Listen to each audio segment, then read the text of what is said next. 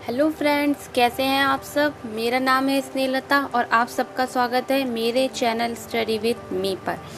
तो आज मैं आपके लिए लेकर आई हूँ क्लास 10th का चैप्टर 4 जिसका नाम है आत्मकथा। इसके कवि हैं जयशंकर प्रसाद। तो देखिए, मैं आपको पहले बताती हूँ कि आखिर इस कविता में है क्या। तो जयशंकर प्रसाद जी, जो कि हमारी कविता के कवि हैं, इनसे हिंदी पत्रिका हंस के लिए एक विशेष अंक के लिए आत्मकथा लिखने को कहा जाता है।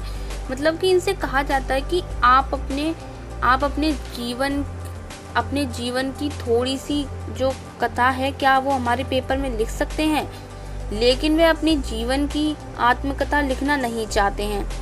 इस कविता में उन्होंने उन कारणों का वर्णन किया है जिसके कारण वह अपनी आत्मकथा नहीं लिखना चाहते। तो चलिए फिर हम कविता स्टार्ट करते हैं। देखते हैं कि उन्होंने किन किन कारणों का वर्णन किया है।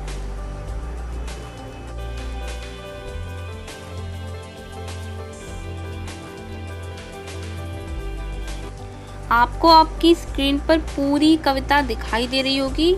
ये एनसीईआरटी पेज है, जो आपको मतलब कितनी बड़ी कविता लग रही होगी आपको इसमें देखने में।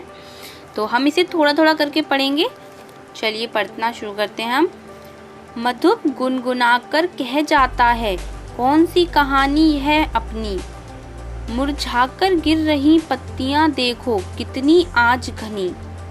इस गंभीर अनंत नीलिमा में असंख्यक जीवन इतिहास यह लोग करते ही रहते हैं अपना व्यंग मलिन उपहास। तब भी कहते हो कह डालूं दुर्बलता अपनी बीती। तुम सुनकर सुख पाओगे देखोगे यह गागर रीति।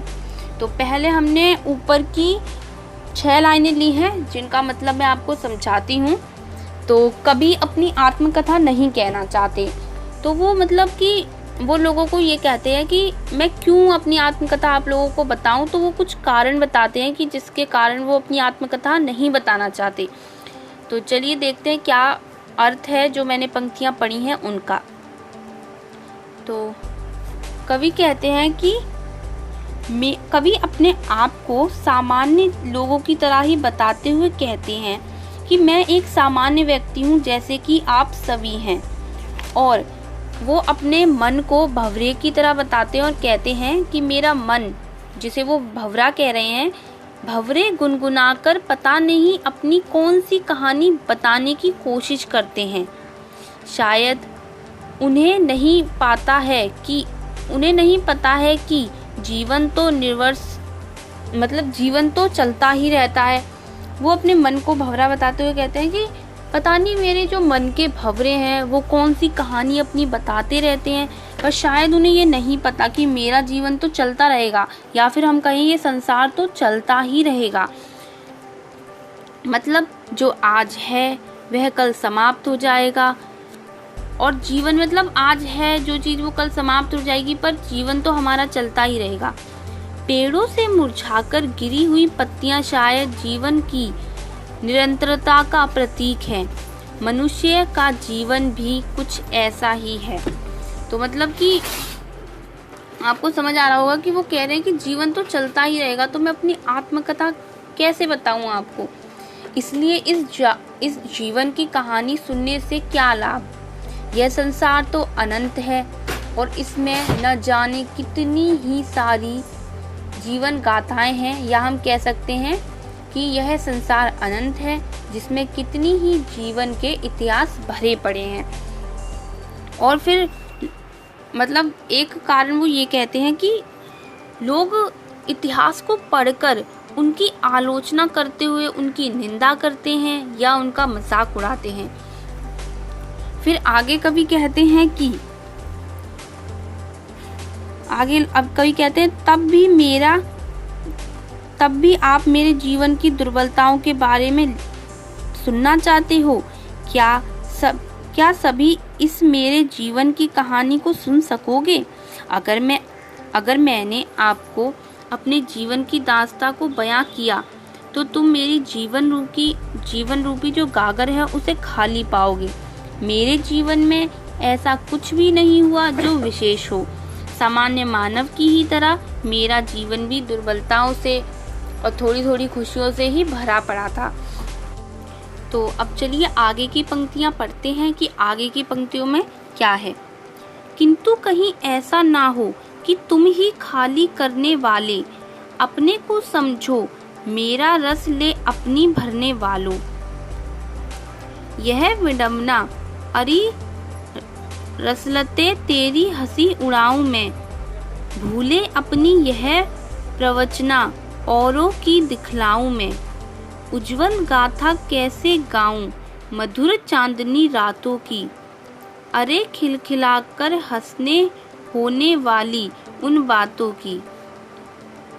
मिला कहाँ वह सुख जिनका मैं स्वप्न देखकर जाग गया, आलिंगन में आते आते मुस्कुरा कर जो भाग गया। तो अब देखते हैं कि आप इन पंक्तियों में है क्या।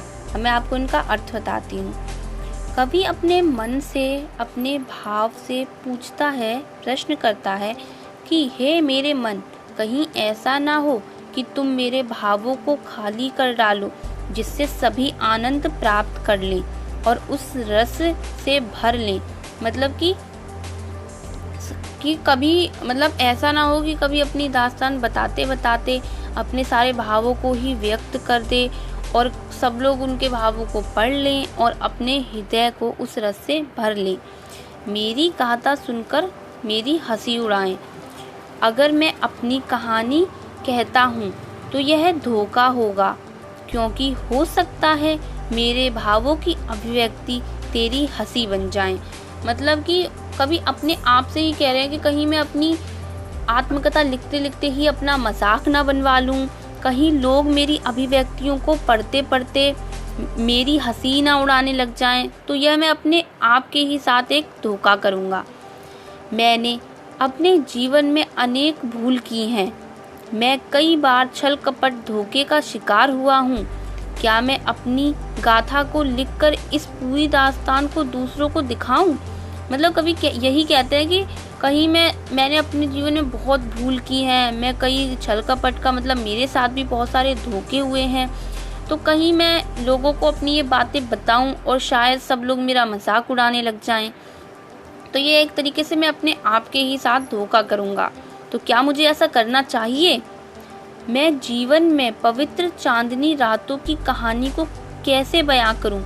क्योंकि मेरे जीवन में केवल हंसी ही नहीं अपितु अभाव, दुर्बलताएं, दुख दर्द भी रहा है। कभी कहते हैं कि एक तरीके से तो ये हंसी के जो पल थे उन्हें तो वो बता सकते हैं कि उनके साथ छल कपट हुआ, लेकिन जो कुछ उनके अच्छे पल हैं जो उन्होंने अपने परिवार के साथ, अपने दोस्तों के साथ बिताए हैं, या फिर कुछ ऐसे पल जो उन्हें बहुत ही, जिन पलों से उन्हें दुख हुआ है या कई बार उन्हें बहुत सारी समस्याओं का सामना करना पड़ा है, तो क्या ऐसे पल वो कैसे बताएं, उन पलों को बताने के लिए कैसे शब्दों का प्रयोग करें और ऐसे पवित्र पलों को वो कैसे बयां करें, वो यही सोच रहे हैं। आगे कभी कहते हैं, कई बार जीवन के सुख के क्षण भी आए हैं, लेकिन वह सुख स्थायी नहीं रहा है। वो कहते हैं कि मेरे जीवन में ऐसा नहीं है कि हमेशा दुख ही था, कई बार सुख आया है, खुशियाँ आई हैं, लेकिन वह स्थायी नहीं रहती, वो आती हैं और चली जाती हैं। सुख की क्षणिक उपलब्धता बनी रहती है। जो हमारी खुशियाँ हैं वो कभी कभी आती हैं। कभी कभी मैंने कई सुखद जीवन के सपने लिए, लेकिन जागने के बाद वह सपना वास्तविक नहीं हो सका।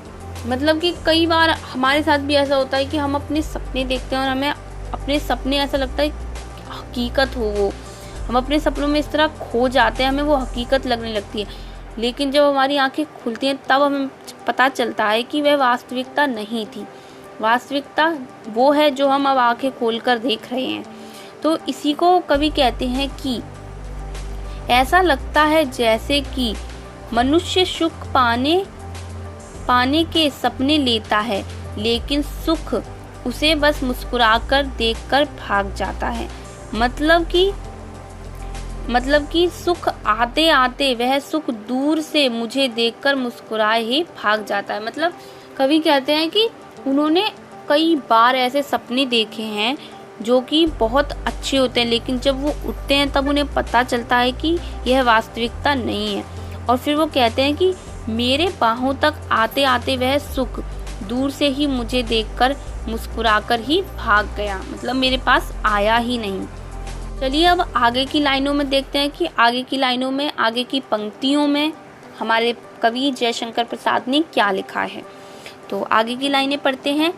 जिसके अरुण कपोलों की मतवाली सुंदर छाया में अनुरागिनी ऊषा लेती थी निज सुहाग मधुमाया में, उसकी स्मृति पाथेय बनी है थके पथिक की पंथा की, सीवन के उधेड़ कर देखोगे क्यों मेरी कंथा की, छोटे से जीवन की कैसे बड़ी कथाएं आज कहूँ, क्या यह अच्छा नहीं है कि औरों की सुनता मैं मौन रहूं, सुनकर क्या तुम भला करोगे मेरी भोली आत्मकथा, अभी समय भी नहीं थकी सोई है मेरी मौन व्यथा।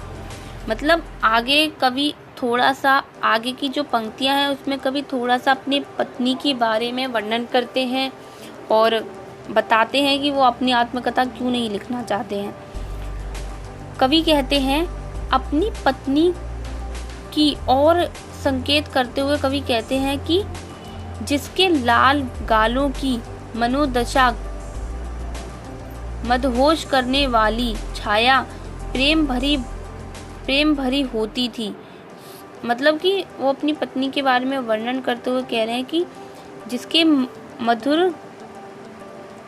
जिसके लाल गालों और मदहोश करने वाली छाया में प्रेम भरी भोर होती थी, मतलब सुबह होती थी, वह अपनी पत्नी के साथ मधुर मिलन के क्षण की ओर मतलब संकेत करते हुए कहते हैं कि मैं अपनी पत्नी के साथ बहुत खुश था और अब मेरे पास सिर्फ उसकी यादें रह गई हैं। उसकी यादें मेरे जीवन का बस एक ही सहारा है, जो है मेरी पत्नी की यादें। उसकी प्यार भरी यादें ही मेरा सबल है, मतलब मेरे जीवन का एकमात्र सहारा है। थका हुआ यात्री शेष रास्ता देखते हुए अपनी मंजिल पा जाता है, वैसे ही मैंने भी उसकी यादों को अपना सहारा बनाते हुए अपना शेष जीवन बिताने का निर्णय ले लिया है। या फिर वो कह रहे हैं कि अब मैं अपनी पत्नी की यादों का सहारा लेते हुए आगे का जीवन बिता लूँगा। आगे कभी कहते हैं कि तुम मेरे जीवन को उधेड़ कर क्यों देखना चाहते हो, उसे क्यों सुनना चाहते हो या उसे क्यों पढ़ना चाहते हो, अर्थात जीवन के यथार्थ तत्वों को क्यों जानना चाहते हो। मेरा जीवन अत्यंत छोटा है, कभी अपने जीवन को बहुत छोटा और बोलते हैं कि मेरा जीवन बहुत अभावग्रस्त है, तो तुम इसके बारे में क्यों जानना चाहते हो, क्या करोगे तुम इसको जान के, तुम्हें क्या लाभ प्राप्त होगा। उस जीवन की बड़ी बड़ी बातों को मैं कैसे कह डालूं, मेरा इतना छोटा सा जीवन है और मैं उस जीवन की बड़ी बड़ी बातों को अब कैसे बता दूं कुछ ही समय में। मेरे लिए यही अच्छा होगा कि मैं औरों के वृत्तांतों को पढूं और स्वयं मौन रहूं, या मैं औरों की आत्मकथाओं को पढ़ लूं या फिर सुन लूं और खुद मौन रहूं। कवि अंत में कहते हैं कि तुम मेरी भोली वाली आत्मकथा को पढ़कर जानकर क्या कर लोगे। अभी यह उचित समय नहीं है कि मैं अपनी आत्मकथा लिखूं या आप सबको बताऊं, क्योंकि मेरी पीड़ा अभी तक मेरे हृदय में दबी हुई है। मतलब कवि इतने सारे कारण बताते हुए लास्ट में कहते हैं कि अभी यह उचित समय है ही नहीं कि मैं आप लोगों को अपनी आत्मकथा के बारे में बताऊं, क्योंकि अभी जो मेरी पीड़ा है वह मेरे अंदर ही है, मेरे हृदय में कहीं दबी हुई है। तो यह समय नहीं है कि मैं आपको अपनी आत्मकथा बताऊं। तो तो यही सब कारण है जो कवि ने बताए हैं कि वह अपनी आत्मकथा क्यों नहीं लिखना चाहते। तो मैं आशा करती हूँ कि आपको यह वीडियो अच्छी लगी होगी। अगर आपको ये वीडियो एक बार में समझ ना आए तो आप इसको दोबारा देख सकते हैं, ताकि आपको बहुत अच्छे से समझ आ जाए। तो प्लीज़ हमारे चैनल को लाइक करें, सब्सक्राइब करें और अपने दोस्तों के पास शेयर करें, ताकि उन्हें भी पता चल जाए कि आखिर इस कविता में है क्या। तो thank you for watching this video.